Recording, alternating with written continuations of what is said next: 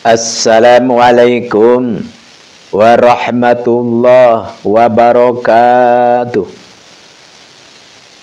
Alhamdulillahil qail innahum fityatun amanu bi rabbihim wazidnahum huda. Asyhadu an la ilaha illallah wahdahu la syarikalah alladzi nahana 'anit tiba'il hawa wa asyhadu anna Muhammadan abdu wa rasuluh alladzi la yantiqu 'anil hawa in huwa illa wahyu yuha.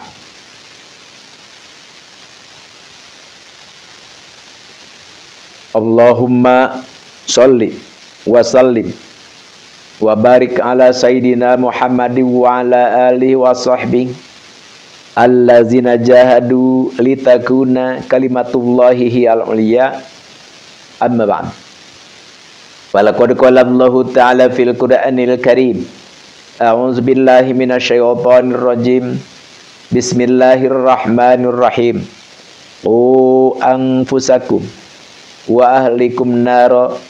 Al-ayah wallahu a'lam bimuradihi bidzalik. Wa qala an-nabiyyu sallallahu alaihi wasallam, ma'ubidallahu bi syai'in afdal min fikhin fidin wala fakihun wahidun asyadu ala syaitan min alfi abidin walikulli syai'in imad wa imadu hadzadin al-fikhu al-hadith. Pertama-tama marilah kita panjatkan puja dan puji kehadirat Allah ilahi Rabbi. Dengan izinnya lah kita alhamdulillah masih diberi umur panjang, sehat, turafiah, dan kita diberikan suatu nikmat yang sangat istimewa, yaitu adalah kita bisa mengikuti di dalam majelis ta'lim ini, karena tidak ada sesuatu pun yang lebih mulia, yang lebih istimewa selain daripada kita thalabul ilmi.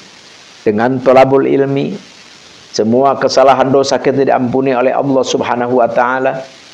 Dengan thalabul ilmi, kita akan diberi umur yang panjang dan berkah oleh Allah Subhanahu wa taala. Dan dengan thalabul ilmi, kita akan diberikan, diwujudkan semua hajat kita yang kita inginkan oleh Allah Subhanahu wa taala. Dan dengan thalabul ilmi ini kita benar-benar dicintai, dirahmati oleh Allah Subhanahu wa taala. Bahkan malaikat pun menaungi kita selagi kita berada dalam lingkungan atau area belajar ilmu. Kita berjalan, kita mengikuti hal pengajian ini, maka kita benar-benar dinaungi oleh para malaikat. Alhamdulillahi rabbil alamin. Doa yang begitu ampuh, doa yang begitu mustajab kalau kita alunkan doa itu di waktu, di tempat pengajian.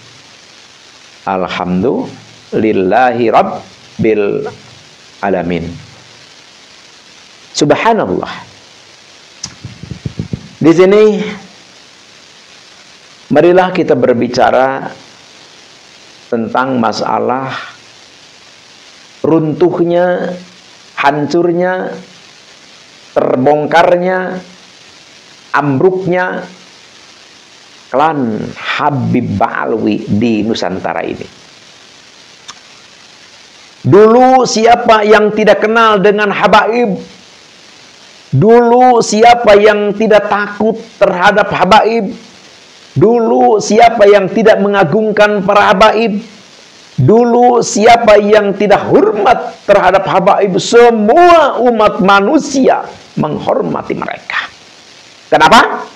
Karena mereka diyakini, dipercayai bahwa mereka itu adalah cucu Nabi besar Nabi Muhammad Sallallahu Alaihi Wasallam. Tapi sekarang mereka terbongkar, mereka ambruk, mereka hancur, sudah tidak dihargai lagi. Kenapa bisa begitu? Itu adalah prerogatif Allah Subhanahu wa Ta'ala. Tapi yang menjadi pokok permasalahan adalah kesombongan, keangkuhan mereka. Para habaib itu angkuh, para habaib itu sombong, karena mereka sudah terlalu diagungkan, sudah terlalu kita menghambakan kepada mereka, sehingga mereka itu menyombongkan diri, sehingga mereka itu angkuh. Ya sebenarnya sih, kalau mereka itu berilmu, dengan adanya penghormatan, dengan adanya pengagungan, kalau mereka itu berilmu, pasti mereka lebih menghargai kita sebenarnya.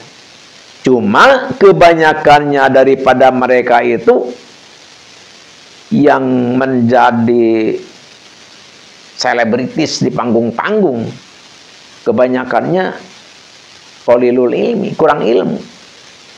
Kalau orang kurang ilmu berarti qalilul adab, ya kurang budi pekerti, kurang tata krama, kurang akhlak.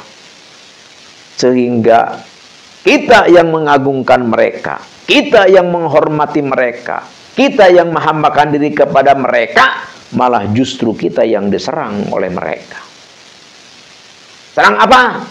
Ya mereka menyatakan bahwa kaki Habib yang kotor itu adalah lebih mulia daripada kepala ulama.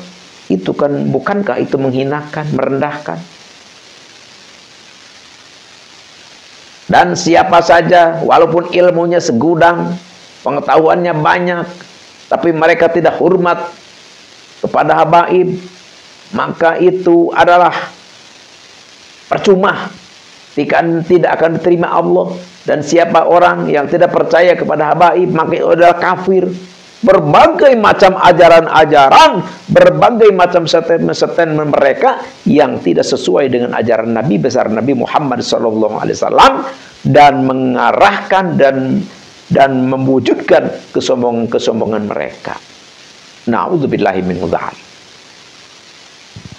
Kami sebenarnya merindukan kepada kata-kata mereka yang lembut. Kami merindukan kepada ajakan-ajakan mereka di dalam kesatuan. Kami merindukan dari kata-kata mereka adalah pemersatuan. Tapi tidak kami dapatkan itu. Setiap konser-konser mereka, setiap ceramah-ceramah mereka, maaf, selalu ada saja provokasi-provokasi. Bahkan mereka ke presiden saja mereka berani menghina. Presiden Joko Widodo yang sangat kita cintai, yang sangat kita muliakan, yang sangat kita hormati, malah mereka menyebutnya pun dengan kata-kata yang begitu tidak pantas diucapkan, dengan menyebut nama Jokodok. Bahkan ada dari para muhibbinnya mengatakan bahwa Jokowi itu adalah cojolog. Sangat ironis Al-Fakir mendengar kata-kata itu. Sedangkan Allah berfirman di dalam Al-Quran, a'udzubillahi minasyaitonirrajim, bismillahirrahmanirrahim, ati'ullah wa ati'ur rasul wa ulil amri minkum. Taatilah Allah, taatilah Rasulullah, dan taatilah pemerintah. Mereka Al-Quran tinggalkan.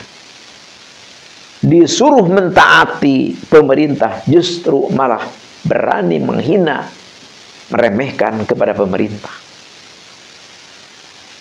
Itu adalah timbul daripada kesombongan, kecongkakan, keangkuhan mereka.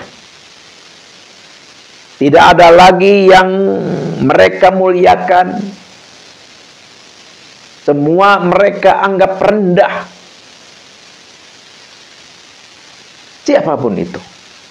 Na'udzubillahi min dzalik. Padahal kami semua mengharapkan mereka itu adalah menyatukan kami agar semua taat tunduk kepada penguasa. Entoh Allah telah memerintahkan kepada kita untuk kita tunduk taat kepada pemerintah di dalam hal kebaikan.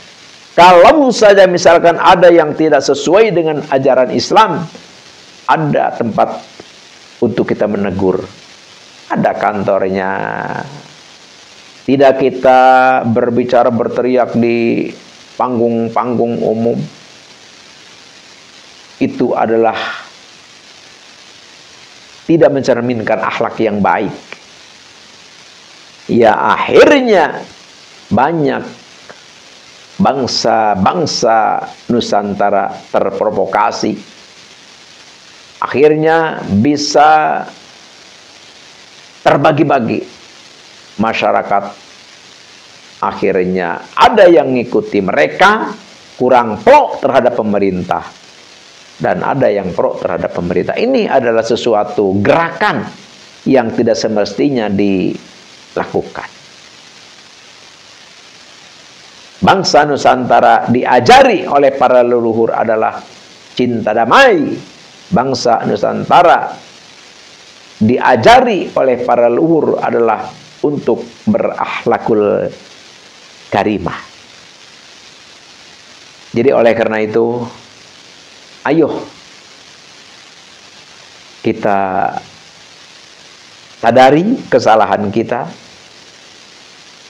Terutama mari kita berterima kasih kepada Kiai Haji Imaduddin Al-Bantani, dan mari kita berterima kasih kepada Dr. Sugeng, ahli genetik, dan mari kita berterima kasih kepada Profesor Mahem ya, yang anti filolog. Dan kita perlu berterima kasih juga kepada ahli sejarah. Siapa? Profesor Gonggong ya, kalau tidak salah. Kenapa kita harus berterima kasih kepada beliau? Karena beliau bisa mencerahkan kita yang dulu kita buta sejarah, yang dulu kita gampang dibodohi. Sekarang kita telah mengerti. Alhamdulillah, ilmu ini adalah sangat berharga. Kenapa berharga? Karena bisa menyelamatkan kita daripada laknat Allah dan Rasulnya. Alhamdulillah. Coba kalau tidak ada Kiai Haji Imaduddin dan kawan-kawan, mungkin kita sampai mati kita meyakini bahwa Habib Ba'alawi itu adalah keturunan Nabi, padahal adalah bukan. Tapi bagi yang sudah tidak ada ya, para leluhur kita yang mempercayai bahwa Habib Ba'alawi itu adalah turun Nabi, tidak berdosa karena mereka tidak tahu. Tapi bagi kita yang sudah tahu ini, meyakini terus-terusan, maka kita adalah dosa. Dulu kita bisa berhusnudzon karena belum ada yang meneliti. Dulu boleh kita berhusnudzon, udah ya percaya aja kita. Kalau dia bohong ya dia dosa. Dulu, tapi sekarang kita sudah ada yang memberitahu bahwa mereka bukan keturunan Nabi. Tidak boleh kita husnudzon. Karena husnudzon ba'da duhuril hujjah wad dalil haramun la ibrata bidzanni baini khata'uh. Jadi husnudzon setelah nyata ada dalil, ada hujjah, ada bukti, maka la ibrata, tidak ada alasan kita untuk berhusnudzon, karena sudah jelas kesalahan mereka, yakni sudah jelas status mereka. Artinya apa? Artinya sekarang kita harus meyakini, mempercayai bahwa Habib Ba'lawi di Indonesia ini adalah bukan keturunan Nabi besar Nabi Muhammad Sallallahu Alaihi Wasallam.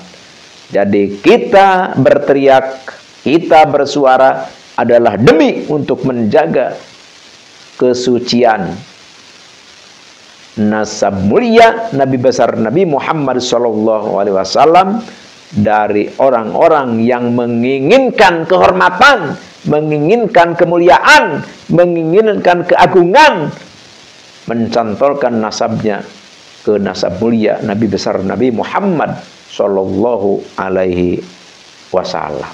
Jadi kalau memang mereka untuk mencari kebenaran, bukan mencari pembenaran, maka mereka pasti akan mengakui keputusan ini. Karena tidak ada alasan lagi untuk kita tidak mempercayai.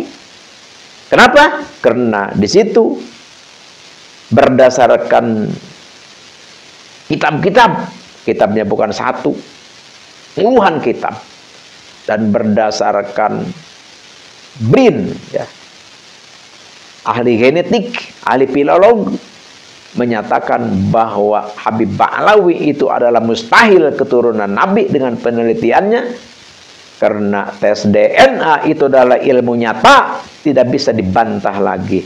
Jadi tidak bisa dengan tes DNA itu ketahuan. Bahkan saudara-saudara kita, kerabat kita ketahuan daripada tes DNA itu. Jadi tes DNA ini tidak bisa dibantah. Ini adalah ilmu nyata.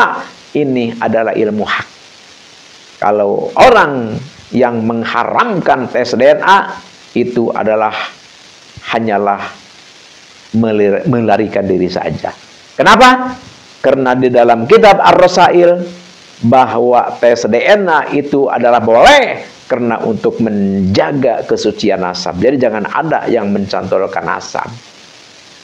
Harus tes DNA, boleh. Jadi untuk melindungi nasab. Dan menurut Bahsul Masail NU Nahdlatul Ulama juga boleh tes DNA. Dulu mereka teriak, ayo tes DNA. Maraknya banyaknya yang mengaku Habib, maraknya yang mengaku turunan Rasulullah, ayo tes DNA. Nanti kalau tes DNA, tes dan dia kemana, tes dan Nabi kemana, itu kan. Tapi bahkan ada yang mengatakan, ayo harus tes DNA, nanti saya yang lebih dulu untuk tes DNA. Ayo tes DNA, boleh tes DNA, saya yang lebih dulu untuk tes DNA dulu. Tapi kenapa waktu dituntut untuk tes DNA mereka justru lari? Mereka justru banyak alasan. Haramlah, inilah, itulah. Berbagai macam. Bahkan ada yang ke Kiai Madudin memframing bahwa Kiai Madudin itu Syiah lah, Kiai Madudin itu Wahabi lah. Jangan kemana-mana. Jawab pertanyaannya dengan kitab, nasab, kitab sejarah, ahli filolog, dan tes DNA. Jangan kemana-mana, jawab itu saja. Jadi kalau dijawab dengan framing-framing yang tidak jelas, itu tidak akan menyelesaikan permasalahan, justru menjadi gundah gulana bangsa ini. Sekian, demikian, terima kasih. Al-Fakir mohon maaf atas salah dan hilaf dan kekeliruan. Al-afu minkum. Wabillahi taufiq wal hidayah. Wassalamualaikum warahmatullahi wabarakatuh.